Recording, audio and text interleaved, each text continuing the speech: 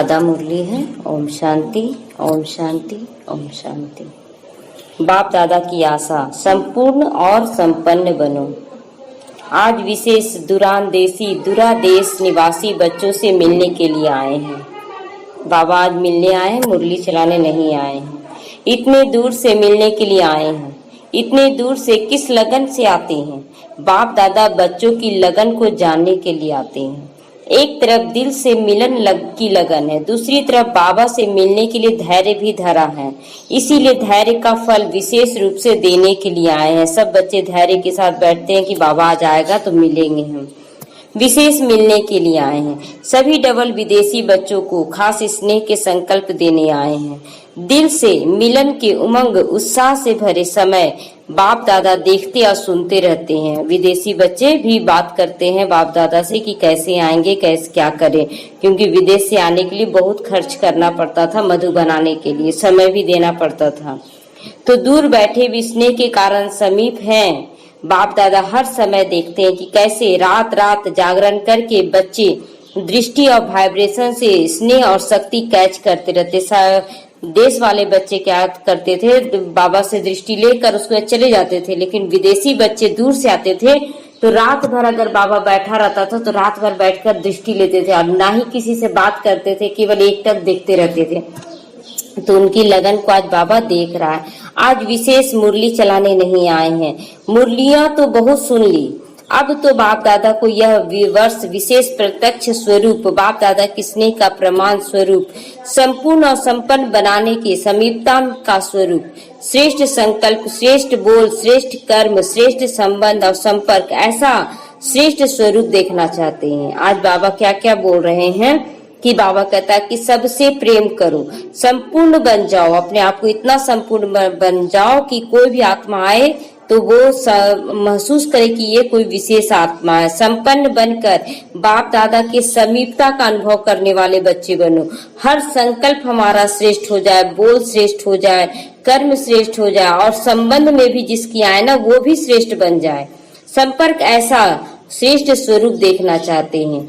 जो सुनना स्वरूप बनना, ये समानता देखना चाहते हैं। बाबा कहता है जो सुन रहे हैं, मम्मा भी बोलती थी हाँ जी, तो बाबा कहता है कि हर बच्चा जो सुन रहा है मुरली हर बात में हाजी करे। उसके बाद सुनना है।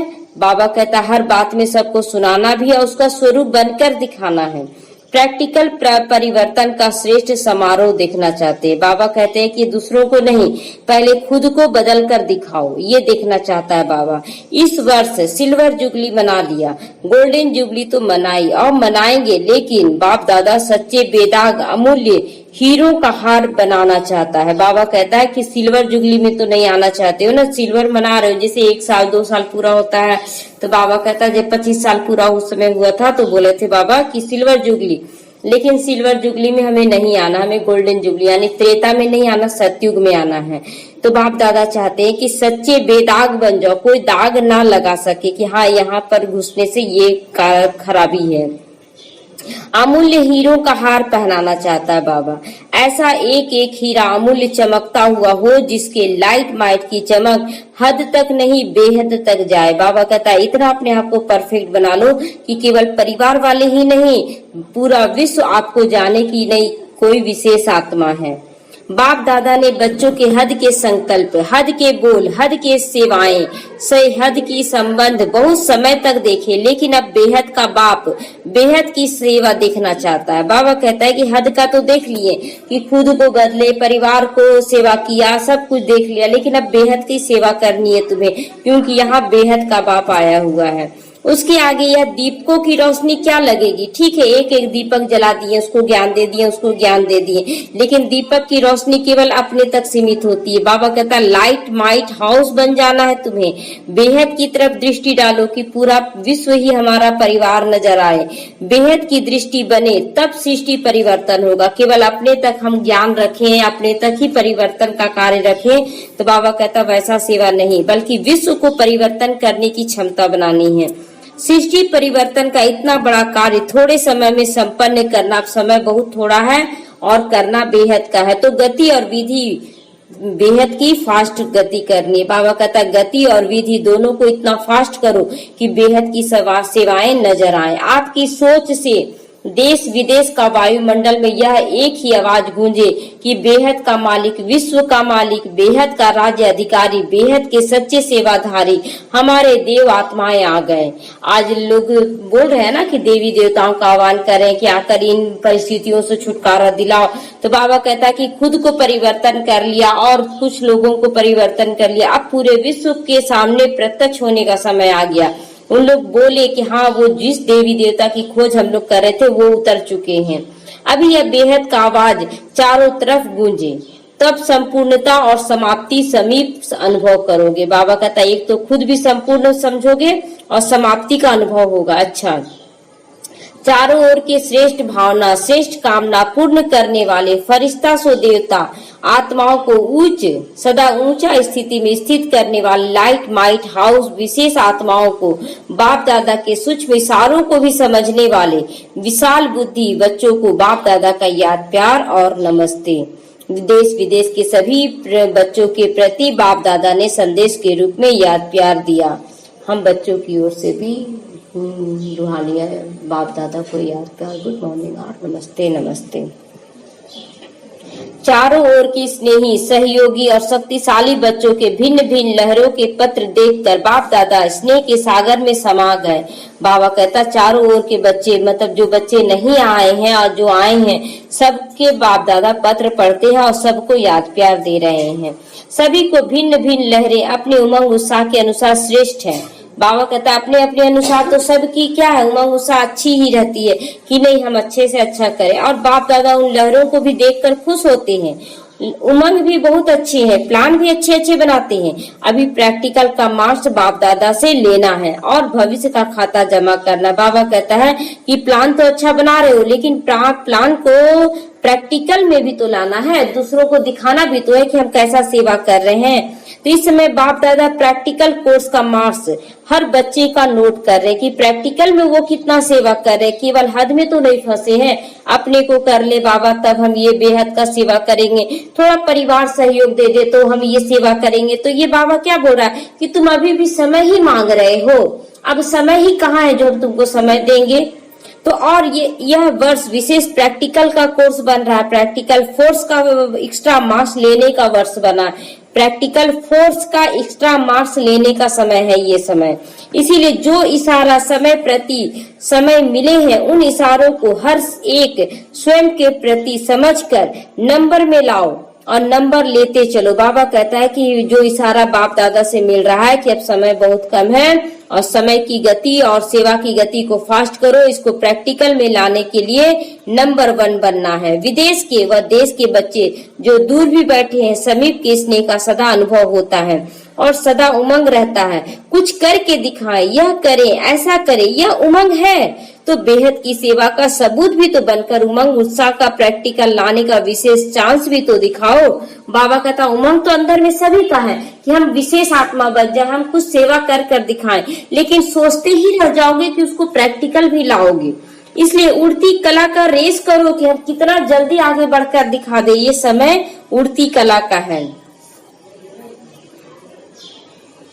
याद में और सेवा में दिव्य गुण मूर्त बनने में, साथ साथ ज्ञान स्वरूप बनकर ज्ञान चर्चा करने में, चारों ही सब्जेक्ट में उड़ती कला की रेस में नंबर विशेष लेने का ये वर्ष चांस है। जैसे बहुत बच्चे बोलते हैं ना कि बाबा थोड़ा सा खुद को हम परिवर्तन कर ले, थोड़ा परिवार का सहयोग मिल जाए तब हम सेवा शुरू करेंगे, लेकिन बाबा कहता है अब समय नहीं है। ज्ञान, योग, धारणा और सेवा चारों ही सब्जेक्ट को क्या करना है, साथ में उड़ती कला में लेकर चलना, स्वरूप बन जाना चारों ही सब्जेक्ट का।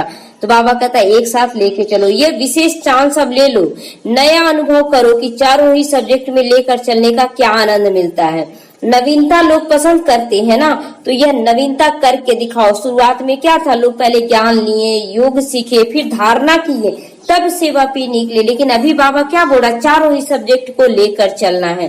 अभी इस वर्ष एक्स्ट्रा रेस करने का एक्स्ट्रा मार्क्स मिलने वाला है। बाबा कहता है ये वर्ष ही ज्यादा करके मिला है जो लॉकडाउन का समय है, बाकी और समय जो आएगा ना तो और ज्यादा सेवा बढ़ जाएगा और परिस्थिति विकट आ जाएगा।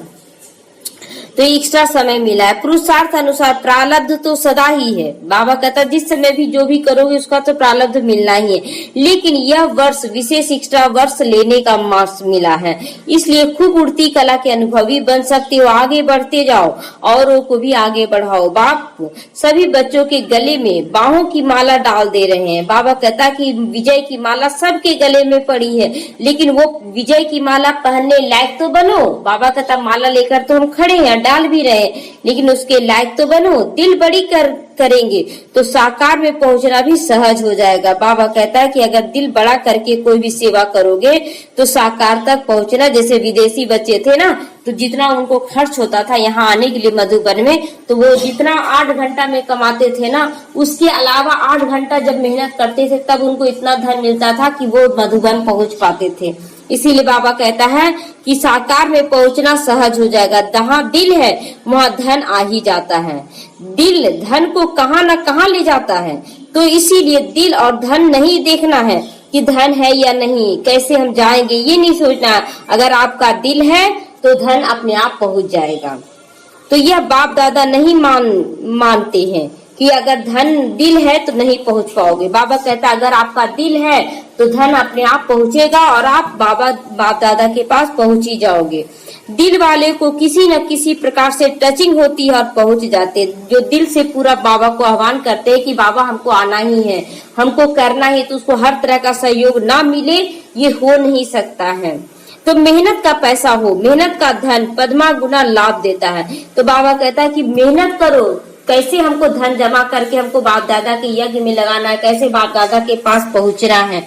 तो बाबा कहता है कि दिल से करो तो ये पद्मा गुना लाभ तुमको देगा ही देगा। याद करते करते कमाते हो ना, तो याद में खाते में जमा हो जाता है। बाबा कहता है कि दोनों काम साथ में करना। बाप दादा को याद करो, उनसे बातें करो, तो धन कैसे आएगा उसका भी बाप टचिंग देगा और उसके तक पहुंच जाता है। अच्छा, सभी अपने अपने नाम और विशेषता से बाहों की माला सहित याद प्यार स्वीकार करना। सिल्वर जुबली में आई हुई टीचर बहनों के प्रति अव्यक्त महावाक्य आज बाबा बोल रहा है। सभी ने सिल्वर जुबली तो मना ली, लेकिन सिल्वर जुबली में तो नहीं जाना है। सिल्वर जुबली किसे कहा जाता है? त्रेता युग को। तो त्रेता में, हाँ, तो त्रेता में तो नहीं जाना है, तो बनना क्या है? गोल्डन एज ना, सिल्वर तो नहीं बनना है।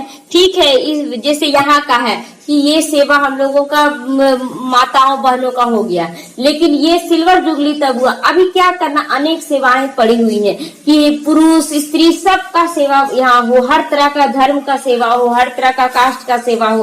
तो ये सेवा क्या करना है, इस सेंटर के अनुसार बढ़ाना है। उस समय बाबा कहता है सिल्वर जुबली नहीं मनाना है, तुम्हें गोल्डन एज बनना है। तो प्लान बनाया है सेवा के लिए, सेवा का प्लान तो बनाते ही हो, लेकिन स्व परिवर्तन और बेहद का परिवर्तन, उसके लिए क्या प्लान बनाया है? बाबा कहता सेवा का तो प्लान बनाते हैं, चलो ये करना ये करना, लेकिन बेहद का सेवा का प्लान क्या बनाया है? अपने आप को कितना सेवा में लगाना है, कैसे स्व परिवर्तन से विश्व परिवर्तन करना है, इसका क्या प्लान बनाया है?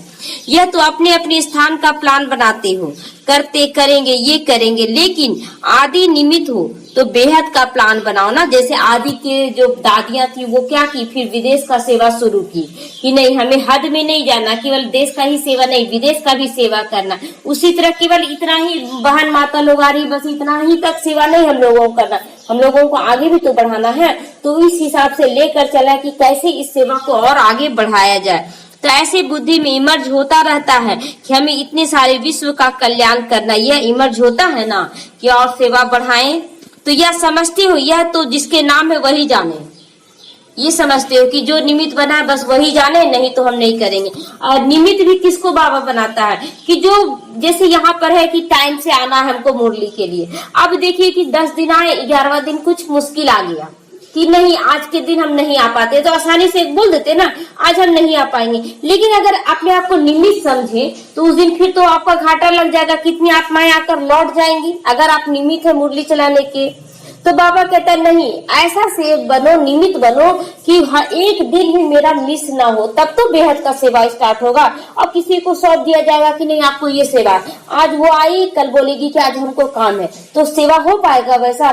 चाहे कुछ भी हो जाए, हमें मुरली मिस नहीं करना। तब भी बाबा उसको निमित्त बनाता है कि चलो ये सेवा तुमको देते हैं, नहीं तो फिर वो हद में ही फंसा रह जाता है। कभी बेहद का ख्याल आता है कि अपने ही स्थानों का ख्याल रहता है। बाबा कहता है जैसे कि उस समय दादियों को बोलता था कि अपने अपने सेंटरों तक का ही ख्याल रहता है कि और भी अनेक सेवाएं हैं। तो अभी हम बहनों का क्या है कि केवल लौकिक सेवा तक ही सीमित रहे कि बेहद के सेवा के लिए निकलेंगे, ये बाबा पूछ रहा है। नाम है क्या, नाम क्या दिया बाबा हम लोगों को? विश्व कल्याणकारी आत्मा। तो केवल लौकिक तो नहीं बोला, लौकिक तो इसमें आता ही नहीं, तो फलाने स्थान के कल्याणकारी तो नहीं हो ना, लेकिन बेहद सेवा का संकल्प चलता है कि नहीं? बेहद के मालिक बनना है तो बेहद का सेवा करना है ना, स्टेट के मालिक तो नहीं बनना, एक राज्य का तो केवल नहीं मालिक बनना, पूरा विश्व का मालिक। बार बार बाबा बोलता है कि विश्व राज्य अधिकारी बनाना है।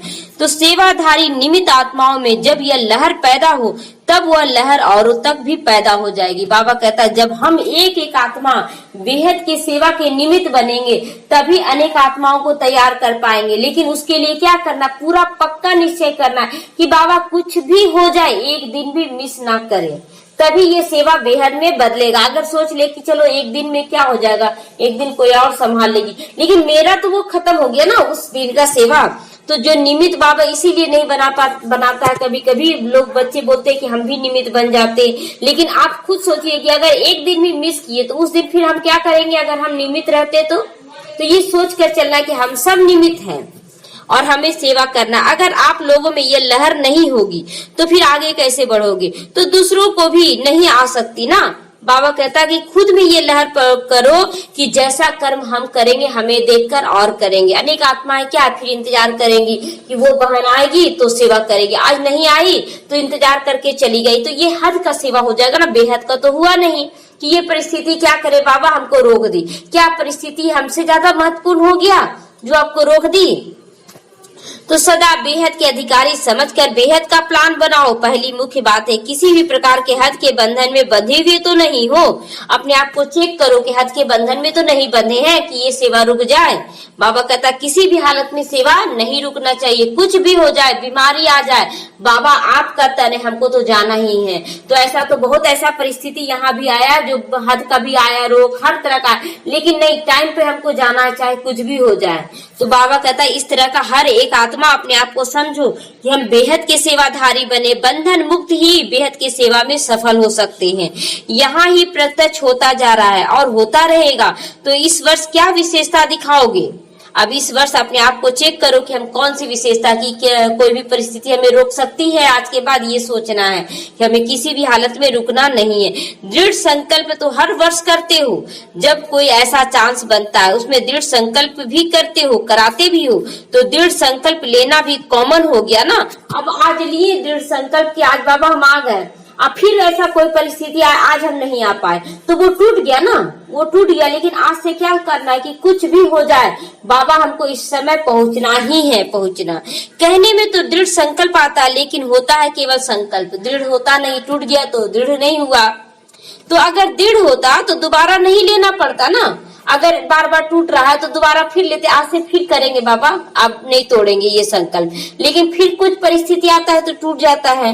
तो दृढ़ संकल्प ये शब्द कॉमन हो गया तुम्हारे लिए। अभी कोई भी काम करते हो तो कहते ऐसा ही करूंगा बाबा, दृढ़ संकल्प करते हो, लेकिन ऐसा कोई नया साधन निकालो जिससे सोचना और करना समान हो जाए। प्लान प्रैक्टिकल दोनों साथ हो। बाबा कहता है कि सोचना और करना दोनों समान हो जाए। ऐसा नहीं सोचे तो हम बहुत कुछ है और करने समय नहीं बाबा ये बंधन है, ये बंधन है करके हम क्या किए, टाल दे रहे हैं। क्या बाबा से बड़ा परिस्थिति हो गया जो आपको रोक दे रहा है?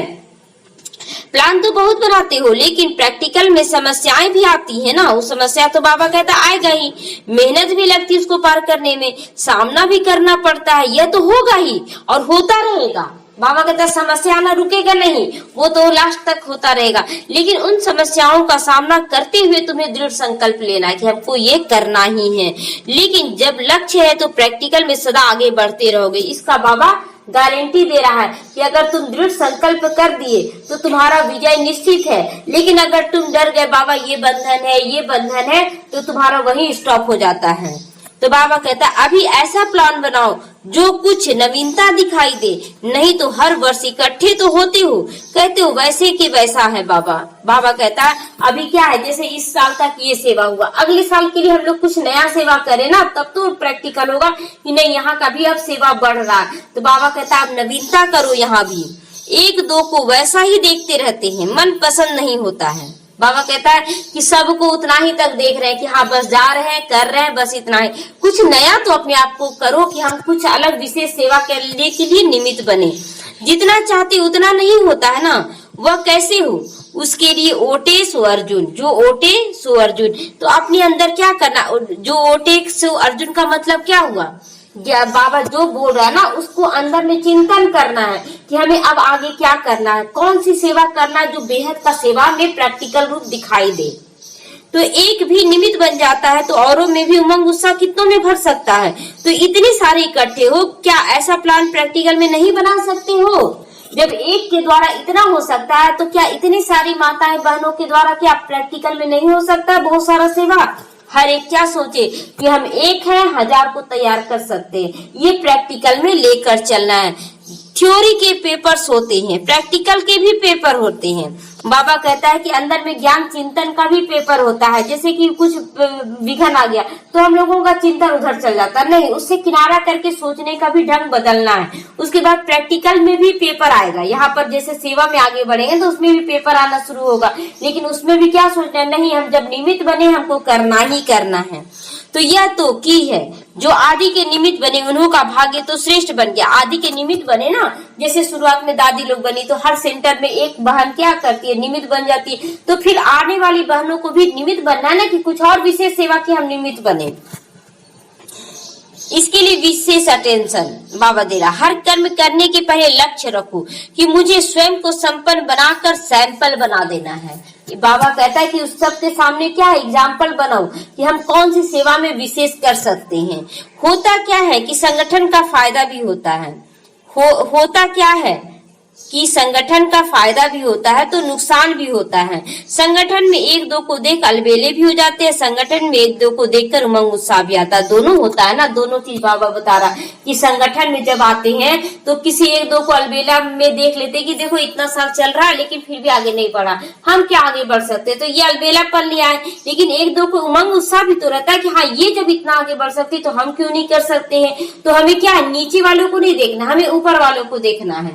दुनिया में क्या बोलता था कि जीना है तो नीचे वालों को देखो तो फिर संतुष्टता आएगा, लेकिन ऊपर बढ़ना है तो ऊपर वालों को देखो। तो हर बार क्या करेंगे, ऊपर बढ़ने की कोशिश करेंगे।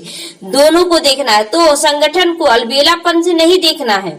अभी यह एक रीति हो गई, यह भी कहते हैं करते हैं, यह भी करते, हमने भी किया तो क्या हुआ, ऐसा चलता ही है। तो ये संगठन में अलबेलापन का नुकसान होता है ना।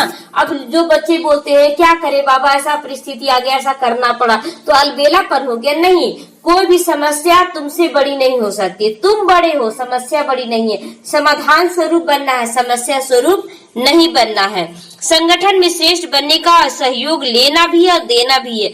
यह अलग चीज है कि लेना है केवल। संगठन में बहुत बच्चे क्या करते हैं, केवल लेने की इच्छा से आते हैं कि हम सहयोग लेंगे, हम लेंगे, लेकिन हम कौन सा सहयोग दे रहे हैं, इसके लिए निमित्त बनना है। अगर यह लक्ष्य रहे कि मुझे करना है, मुझे करके औरों को भी कराना है, तो क्या ये लक्ष्य आगे नहीं बढ़ाएगा। बाप दादा क्या किया है, सबके ऊपर वरदानी हाथ रखा विजयी भव का। तो बाबा क्या बोलता है कि खुद को तैयार करो और औरों को भी तैयार करो, फिर उमंग उत्साह रहेगा, करने का भी जोर, कराने का भी जोर आ जाएगा। और बार बार इस लक्ष्य को क्या करना है, इमर्ज करना है, उसको क्या है, देखना है कि ये लक्ष्य पूरा हुआ कि हुआ। बार बार डेली बाबा के सामने बैठकर वो सीन देखना है कि ऐसा हो रहा है बाबा, ऐसा हम कर रहे हैं। तो अगर सिर्फ लक्ष्य रखा तो वो मर्ज हो जाएगा, परिस्थिति आएगा ना तो वो मर्ज कर देगा। लेकिन डेली अगर उसको पानी और धूप देते रहेंगे, योग का ताकत देते रहेंगे और उसको इमर्ज रूप में देखते रहेंगे तो वो फलीभूत होगा ही। इसीलिए प्रैक्टिकल नहीं हो पाता है, केवल लक्ष्य रखा और छोड़ दिए, तो उसे पानी और धूप देते रहना। तो लक्ष्य को समय प्रति समय इमर्ज करते रहो, लक्ष्य और लक्षण भी बार बार मिलाते रहो कि हमारा लक्षण भी तो मिलना चाहिए। लक्ष्य को ठीक है इमर्ज कर रहे हैं, इमर्ज करने के लिए बाबा क्या बोलता है, तुम एक कदम बढ़ाओ तो सही, हम 1000 कदम बढ़ा देंगे। तो एक कदम बढ़ाने से ही क्या करते हैं हम लोग, डरते, पता नहीं कोई सहयोग देगा या नहीं, कोई आएगा कि नहीं। अरे एक कदम तो हम बढ़ा कर देखें, फिर शक्तिशाली हो जाओगे, नहीं तो साधारण हो जाएगा। अगर नहीं बढ़ाओगे तो साधारण, और बढ़ा लेते हो तो असाधारण हो जाता है। तो अभी इस वर्ष हर एक यही समझे कि हम सिंपल हैं और सैंपल बनना, एकदम सिंपल रूप में चलना है। एक बार जगदीश भाई कहीं जा रहे थे तो उस समय बेगरी पार्ट में सबसे पहला पुरुष जो था वो समर्पित होने वाला भाई जो था वो जगदीश भाई थे। और जगदीश भाई कहीं कुछ सुनाने के लिए जा रहे थे तो उसमें बेगरी पार्ट शुरू हो गया था। अब बेगरी पार्ट में वो समर्पित हुए तो कपड़ा नहीं रहता था, किसी और का कपड़ा पहनना पड़ता था उस समय। तो कपड़ा भी इतना मतलब खराब हो जाता था ना कि कभी भी फट जाता था। तो वो सुई धागा हमेशा लेकर चलते थे। तो एक बार उनको है ना कहीं भाषण बाबा का ज्ञान देने का था, तो वो सुई धागा तो हाथ में लेके चलते थे पॉकेट में। तो जैसे ही ऑटो से उतरे और सामने मतलब स्टेज था, वहां जाना था, तो जैसे ही उतरे ना उनके घुटने का जो था कुर्ता पजामा वो फट गया। अब फट गया तो तुरंत सुई धागा निकाले, बोले ये कपड़ा मुझे नहीं रोक सकता है, मेरा मुख का भाषण वो सुनना चाहता ना, मुझे प्रैक्टिकल देखना चाहता, मेरे कपड़ों से कोई इज्जत नहीं देना चाहता। तुरंत उसी समय सुई धागा से सिले और उसके बाद वहां गया और अपना छाप छोड़ कर आए जगदीश भाई। तो कितना उसमें त्याग का भावना रहा। चाहते तो वो यज्ञ छोड़कर जा सकते थे, बहुत काम कर सकते थे, लेकिन वो चीज वो नहीं देखे। नहीं, हमको सिंपल भी रहना और सैंपल बनकर दिखाना है। तो वही आज बाबा कह रहा है कि सिंपल भी रहो और सैंपल बन के दिखाओ। ये सेवा की प्रवृत्ति वृद्धि को तो पाती रहेगी। बाबा कहता जो ऐसा बनेगा ना वो सेवा में वृद्धि को पाता रहेगा, उसे कोई नहीं रोक सकता है। लेकिन यह प्रवृत्ति उन्नति में विघ्न रूप नहीं बननी चाहिए। नहीं मिल रहा बाबा, क्या करे, आप ये कर दो बाबा तब हम ये करेंगे। तो ये तो उसके सामने शर्त हम रख रहे हैं ना। वो भाई तो शर्त नहीं रखा। एक बार बाबा क्या बोला, 3 भाई को एक काम दिया कि कुछ छापने का काम, कि ये लिख कर लाओ लेटर, कल हमको छपवाना है। अब 3 भाई को दिया गया कि कोई भी काम कर दे। अब तीनों भाई का क्या हुआ, रात में लाइट नहीं था, एकदम लाइट कटा हुआ था रात भर।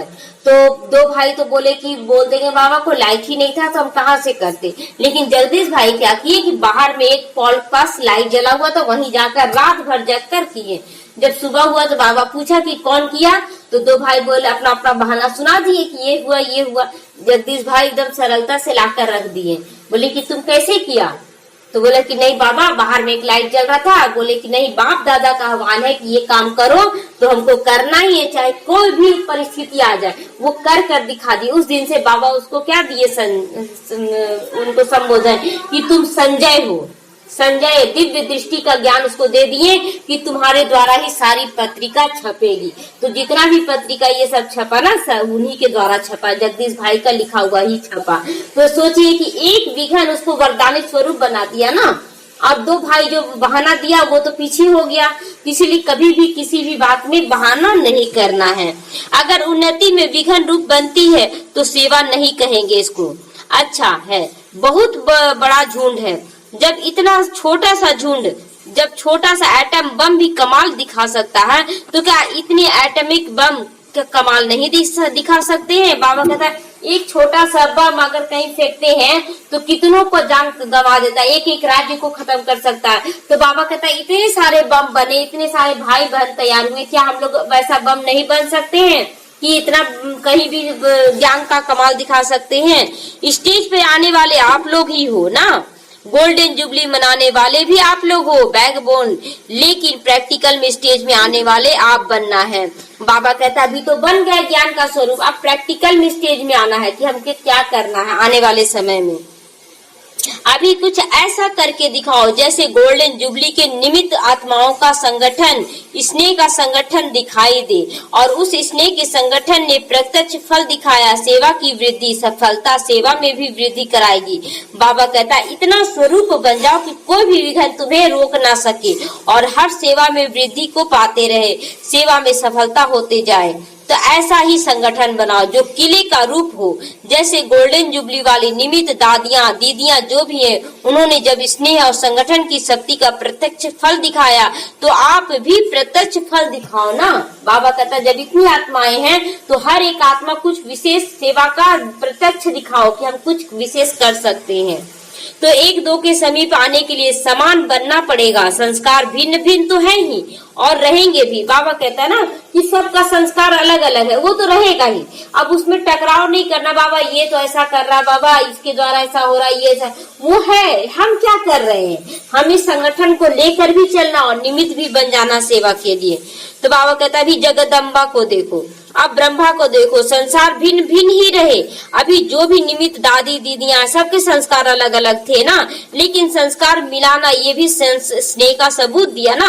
अब मम्मा इतनी कम एज की थी, दादियां लोग उनसे बड़ी थी, लेकिन अपना इतना बाबा मम्मा अपना सेवा का पाठ निभाई, हाँ जी का पाठ की कि वो क्या की कि दादी और दीदियों से भी क्या है वो ऊंचा पाठ ले ली। तो कुछ विशेष संस्कार रहा हुआ होगा ना इनका, तभी तो आगे बढ़ गई।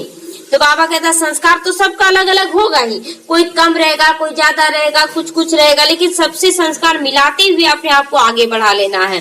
संगठन को भी मजबूत बनाना है। संस्कार मिलाने से संगठन मजबूत बन जाते हैं। अच्छा यह भी हो जाएगा, बाबा कहता हो जाएगा, इसमें भी चिंता करने की बात नहीं। सेवा एक है लेकिन निमित्त बनो। अब क्या बाबा कह रहा है कि सेवा निमित्त भाव में चलना है। बाबा कहता हर एक क्या समझे कि हम भी निमित्त बने हैं इस सेवा में। ये नहीं कि एक निमित्त बना हम नहीं जाएंगे तो क्या होगा, हर एक सेवा में निमित्त बना हुआ, ये विशेषता दिखाना है। यही तो हद से निकलना हुआ ना। आज देखिए बारिश हो रहा है, बारिश में भी अगर पहुंचे तो निमित्त बने ना कि हम लोग देखिए कि कौन से कहाँ जा रही है ये बहने इतना ज्ञान सुनने के लिए कि बारिश में उनको रोक नहीं सक रहा है, तो निमित्त बने ना सेवा के। इसके लिए सोचा ना सबको चेंज करे, लोग देखने वाले भी चेंज हो जाएंगे। एक सेंटर्स वाले दूसरे सेंटर्स में जाने चाहिए। अब बाबा क्या बोला कि जैसे सेंटर में रहते रहते बहनों को आदत पड़ जाता है कि यही मेरा परिवार है, लेकिन इसमें तो वैराग्य लाना था ना। तो बाबा क्या प्लान बनाए कि अब एक सेंटर की बहनें कुछ महीनों तक उस सेंटर में जाएंगी, कुछ बहनें उस सेंटर में, अदला बदली कर दिया गया ताकि वैराग्य रहे। ये नहीं सोचे कि ये मेरा सेंटर हम यहीं तक सीमित रहे। तो इसलिए बाबा क्या किया कि सभी बहनों को एक दूसरे के सेंटर में भेजने को तैयार कर दिया। तो ऑर्डर निकाला, आपको तो हैंड्सअप हो जाना है। हैंड्सअप मतलब बाबा कहता है कि हर बात में हाँ जी कर देना है। बदलने में फायदा भी है। इस वर्ष यह नई बातें करके दिखाओ, नष्टो मोहा बनकर दिखाना चाहिए। जब त्यागी तपस्वी बन गए तो ये क्या है, त्याग में ही भाग्य छिपा हुआ है। तो हर जगह क्या करना है, ये नहीं कि ये मेरा सेंटर है हम ही संभालेंगे, नहीं, दूसरों को भी सौंपना है, आप खुद आगे बढ़ जाना है। तो भाग्य के आगे यह क्या त्याग है, कोई त्याग नहीं है। ऑफर करने वालों को ऑफरिंग मिल जाता है। बाबा कहता है कि एक जगह वो तो प्यार का छाप छोड़ दिया, वो तो बदलेगा नहीं, फिर दूसरे जगह आप सेवा करने के लिए गए तो वहां भी छाप बनाना है। तो इस तरह से क्या करना है कि हर जगह के लिए अपना छाप छोड़ना है, विशेष बनकर दिखाना। ये नहीं सोचना कि वो भाई तो वहां पर सेवा करा, वो बहन वहां सेवा करी है तो पता नहीं मेरा वैल्यू देगा कि नहीं, लेकिन आप इतना विशेष बनकर दिखाओ कि वहां भी आपका छाप बन जाए। तो बाबा कहता है सभी बहादुर हो, बदली माना बदली। बाबा कहता है हर सेकंड में क्या सोचे कि नहीं हम कुछ विशेष करके दिखाएं, अपने आप को चेंज करके दिखाएं। ये नहीं कि वहीं तक है, बहुत भाई बहन क्या नहीं हम यहाँ जा रहे हैं यहीं तक सीमित रहे, यानी कि उससे लगाव है, झुकाव है, टकराव भी है, लेकिन हम फिर भी वहीं जाएंगे। तो ये लगाव है ना। बाबा कहता लगाव नहीं होना चाहिए, किसी के प्रति लगाव नहीं होता, किसी घर के प्रति लगाव नहीं होना चाहिए। तो कोई भी कर सकते हो, हिम्मत है तो क्या बड़ी बात है, कहीं भी जा सकते हैं। अच्छा इस वर्ष यह नवीनता करोगे ना, अब बाबा पूछ रहा है ये नवीनता करना है। जिन्होंने एवर रेडी का पाठ अच्छी तरह से पढ़ा हुआ है उनमें यह अंदर ही अंदर बल भरा हुआ होता है। कोई भी आज्ञा पालन करने में बल स्वतः ही मिल जाता है। बाबा का ये आज्ञा है तो बाबा कहता है अगर हाथ जी का पाठ पक्का किए हैं तो ये बल आपको मिल ही जाएगा कि नहीं हम कर सकते हैं। कुछ भी बाबा बोल रहा है तो जरूर कुछ सिखाने के लिए बोल रहा है। तो जो सदा आज्ञाकारी बनने का बल मिला हुआ है उसमें सफलता निश्चित है। अच्छा, सदा श्रेष्ठ भाग्य है तो भाग्य के कारण सहयोग प्राप्त होता रहेगा, इस बात की बाबा गारंटी दे रहा है, समझा। दूसरा है सेवा वर्तमान और भविष्य दोनों ही श्रेष्ठ बनाती है। बाबा कहता है एक तो वर्तमान भी श्रेष्ठ यानी संगम युग भी श्रेष्ठ बना रहा और दूसरा सतयुग भी हमारा श्रेष्ठ बन जाएगा।